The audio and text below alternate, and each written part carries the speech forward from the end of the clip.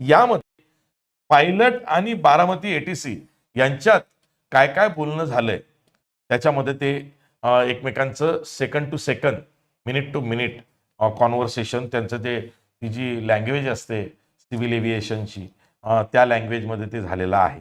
आणि यामध्ये जसं की तो पायलट पहिल्यांदा म्हणतोय तो यांच्याशी बोलतोय, हे त्याच्याशी बोलतायत. आणि बघा बारामती एटीसी सांगताय की monitored call when release by Pune. Okay, पुण्यातनं यांनी पुण्याची हद्द सिव्हिल एव्हिएशनचे क्रॉस केल्यानंतर जेव्हा बारामतीकडे आले तेव्हा आम्ही ती वेळ चेक केली. ती वेळ सांगितली आहे 8:19:41. त्यानंतर पुढे इकडनं पायलटकडनं ते म्हणतायत की 8:27:27. Baramati tower VTSSK release by Pune on hand over with you descending FL 100 for 6,000. म्हणजे मे बी तो परवानगी मागतोय की आता मला उतरायचं आहे, मी तुमच्या जवळजवळ आलेलो आहे. तेव्हा वाजले होते 8:27.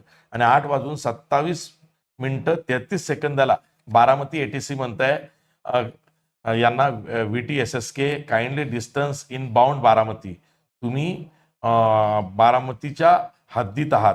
तर तो म्हणतो से अगेन डिस्टन्स इनबाउंड बारामती. तो म्हणतो डिस्टन्स इनबाउंड बारामती म्हणजे तुम्ही बारामतीच्या हद्दीत आला आहात का? तर तो म्हणतो 30 माइल्स VSK, 30 किलोमीटर अवे आहे. त्यानंतर पुढे बारामती एटीसी आणि पायलटांमध्ये जो हे होतो, next call 10 miles inbound final approach course for runway 11. हे तो लगेच काही सेकंदांनी सांगतो की पुढचा कॉल तुम्ही 10 किलोमीटर अलीकडे असताना फायनल अप्रोच कोर्सच्या वेळेस रनवे, जेव्हा तुम्हाला रनवे 11 आम्ही देतो आहोत, तिथं तुम्ही हे करायचं आहे. तर त्यानंतर लगेच 6 सेकंदांनी पायलट म्हणतोय QNH confirm runway 11 in use, की रनवे 11 यूज मध्ये आहे का? बघा पायलट बारामती एटीसी ला विचारतोय 8:27 की 11 नंबरची धावपट्टी ही वापरात आहे का? त्यावरती लगेच 2 सेकंदांनी 8:27:49 बारामती एअर ट्रॅफिक कंट्रोल सांगते affirm ma'am, winds calm for runway 11. म्हणजे काय मॅडम, म्हणजे शांवी पाठकला ते सांगतायत की विंड्स ज्या आहेत त्या शांत आहेत रनवे 11 साठी. मग 8:27:53 म्हणजेच पुढच्या 3 सेकंदांनी रिक्वेस्टिंग रनवे 29 VSK. पायलट म्हणतोय बारामती एटीसी ला की रनवे 29 VSK.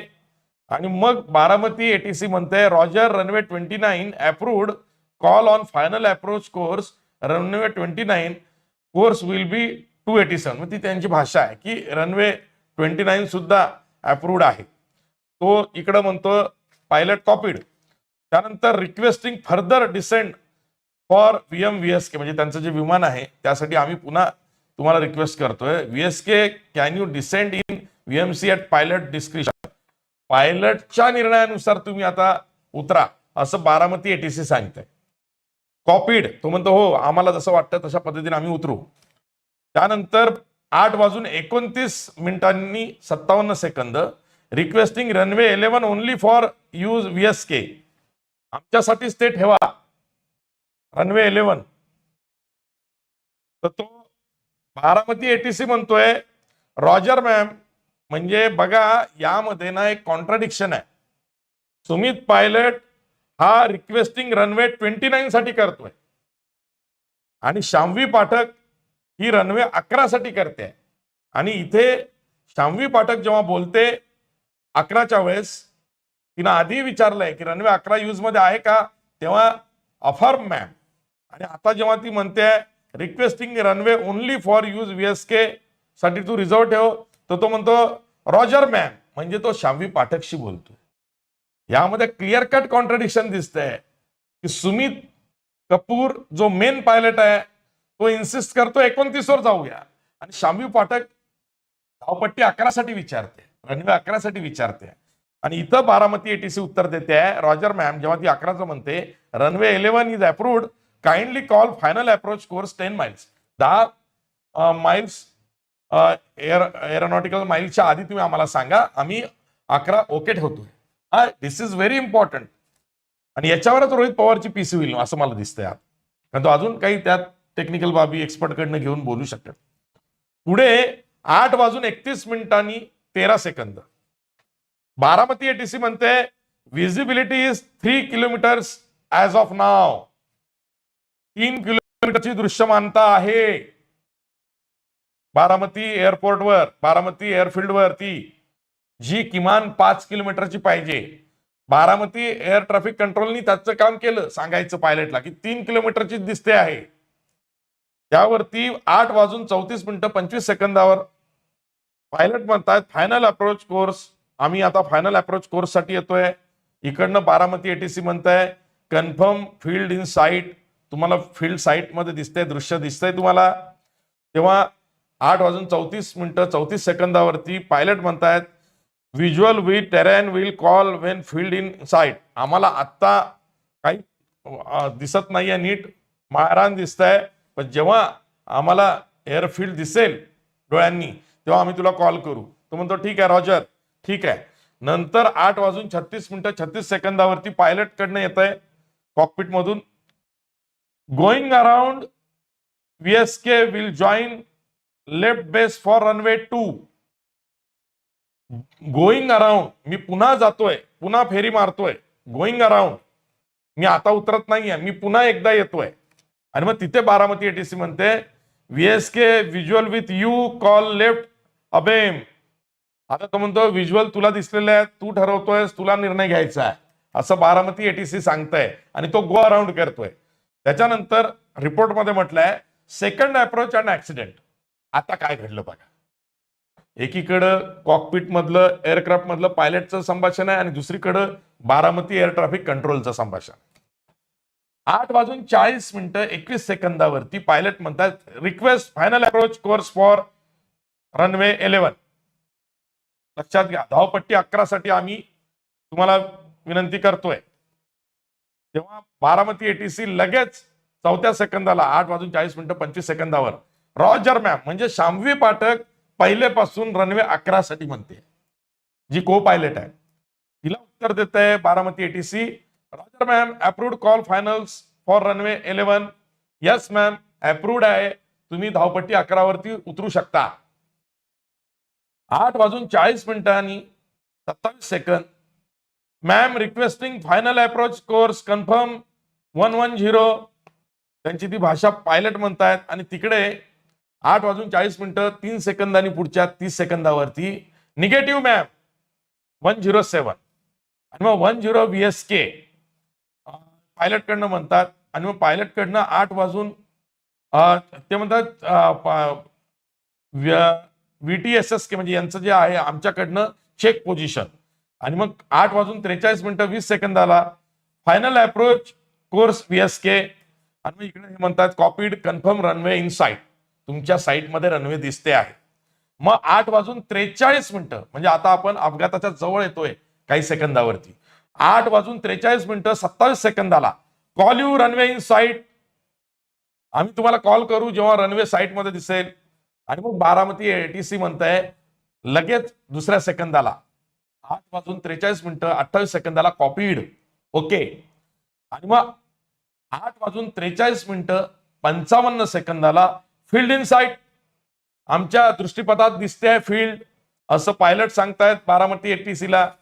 आणि मग पुढे 8:43 बारामती एटीसी उत्तर देते, VSK winds calm runway 11 clear to land. Baramati ATC म्हणते की रनवे 11 ची जी धावपट्टी आहे ती तुम्हाला उतरायला आता क्लिअर आहे. आणि 8:44 अचानक पायलट कडनं ओ शिट असं आणि पुढचं सगळं संपत. उतरता उतरता झाडावर आदळलं, खाली पडलं, पेट घेतला, असं झालं. आता हे सगळं त्यांनी यामध्ये दाखवलंय, एअरफील्डचे फोटो दाखवले, बरंचसं सांगितलेलं आहे काय काय सापडलं, काय नाही सापडलं, चाकं सापडलीत. त्यानंतर असे फोटोज दाखवलेले आहेत रिपोर्टमध्ये. त्यानंतर हे असं विमानाचं डेब्रिज, ज्याला ढिगारा म्हणतो, ते त्याचं सगळं सांगाडा दाखवलेला आहे. सगळं तो भीषण अपघात आहे हा. बघा सगळंच आहे. म्हणजे वाईट याचं वाटतं की अजित पवारांसह कुणालाही इस्पितळात नेण्याची सुद्धा म्हणजे नेता सुद्धा आलं नाही. इतका भीषण अपघातात झालं की जागीच सगळं संपलं. चाकं वेगवेगळी झाली, धड वेगळं झालं, शेपूट विमानाचं वेगळं झालं, असं सगळं झालं. हे सगळे फोटोज या रिपोर्टमध्ये त्यांनी टाकलेले आहे. तर हा जो रिपोर्ट आहे हा फक्त अपघात कसा झाला यामध्ये क्लिअर कट जे दिसतंय, मी आता वाचून दाखवलेलं आहे की पहिल्यांदा ज्याने तेव्हा गो अराउंड केलं होतं तेव्हा मुख्य पायलट जो होता, मेन पायलट सुमित कपूर आणि त्याची को पायलट शाम्वी पाठक यांच्यामध्ये काहीतरी कॉन्ट्राडिक्शन आहे. मुख्य पायलट 29 साठी आग्रह धरत होता, शाम्वी पाठक 11 साठी विचारत होती. नंतर अराउंड 11 साठीच ठरलं होतं आणि मग 11वरच उतरताना हे झालं. तेव्हा नेमकं काय झालं, काय नाही झालं, हे आपल्याला कॉकपिट मधलं जे व्हॉइस रेकॉर्डर, ज्याला ब्लॅक बॉक्स म्हणतो, तो जो अमेरिकेला पाठवलाय, तिथून जेव्हा डेटा रिट्राईव्ह होऊन त्याचं विश्लेषण होऊन माहिती पुढे येईल तेव्हा कळेल. पण आता मधल्यामध्ये VSR कंपनीवरती जी कारवाई DGCA केलेली आहे, director general of civil aviation, तर आता अजित पवारांचे चिरंजीव जय अजित पवार हे पुढे आलेले आहेत आणि त्यांनी तो व्हिडिओच काल सगळीकडे आणला, जी नॅशनल हेडलाईन आज झालेली आहे की VSR कंपनीचा मालक रोहित सिंग हा चक्क झोपलेला आहे मेन पायलटच्या जागी बसून एका वेगळ्या विमान उड्डाणाच्या वेळेस किंवा विमानाच्या वेळेस त्याच्या विमानामध्ये. जर का मालकच इतका हलगर्जी आणि इतकी हेळसांड करत असेल तर तो ज्यांना ते विमान भाड्यानं देतो त्या प्रवाशांच्या जीवाशी किती खेळला असेल असा त्याचा अर्थ होतो. म्हणून त्याला तात्काळ अटक केली पाहिजे आणि DGCA त्याला वाचवायची भूमिका घेते असा आरोप रोहित पवारांनी आधीच केलेला आहे, कारण त्याचे वरपर्यंत संबंध आहे. रोहित पवारांनी तर केंद्रीय नागरी उड्डयन मंत्री तेलुगू देशमचे राममोहन नायडू यांच्याही राजीनाम्याची मागणी केली.